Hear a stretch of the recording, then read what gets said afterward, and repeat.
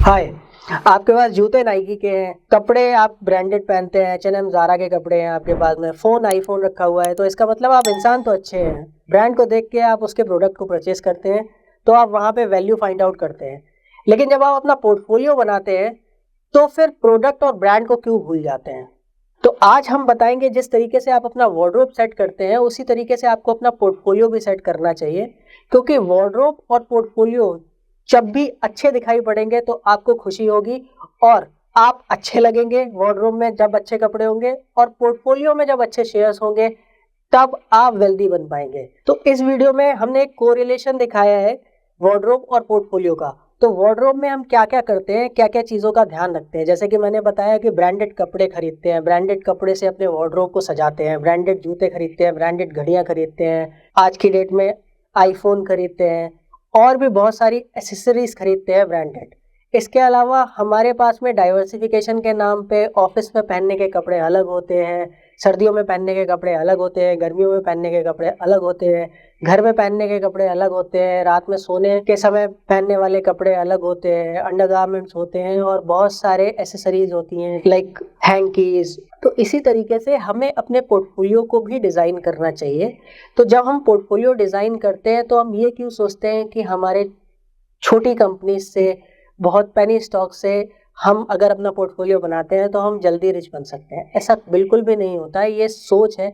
ऐसे कई सारे लोगों के साथ में मैं गुजरा हूँ कि जिन्होंने कई सालों तक पेनी स्टॉक्स रखे हैं और उनका कोई भी भला नहीं हुआ। इनफैक्ट ऐसे कई सारे क्लाइंट्स हमारे साथ में जुड़े हुए हैं जिनको 30-40 साल तक हो गए हैं अपने पोर्टफोलियो में पेनी स्टॉक रखे हुए, but they are ending up with no returns. So आपको इस बात का ख्याल रखना है कि जब भी आप अपना पोर्टफोलियो बनाएं तो ऐसे ही ब्रांडेड स्टॉक्स खरीदें जिनकी ब्रांड वैल्यू है, जिनकी मोनोपोली है मार्केट में, जिनका कंजम्पशन लेवल बहुत हायर स्टेज पे है। तो ऐसे शेयर्स हमेशा अपने पोर्टफोलियो में रखें जिससे कि आपका पोर्टफोलियो सुदृढ़ रहे और अच्छे रिटर्न जनरेट करके दे पाए आपको। ऐसा कोई भी ब्रांड ना खरीदें जैसे कि यस बैंक हो गया या फिर आइडिया हो गया या ऐसे स्टॉक्स जो पहले से पिट चुके हैं। अब कई सालों तक लोगों का कन्विक्शन यही बना है कि ये छोटे छोटे स्टॉक्स हमें पैसा डबल करके देंगे या 4-5 गुना पैसा बना के देंगे, लेकिन पिछले 4-5 सालों में मार्केट डबल हो गई लेकिन ये स्टॉक्स वहीं के वहीं रहे। इनफैक्ट इन लोगों ने नेगेटिव रिटर्न्स दिए हैं।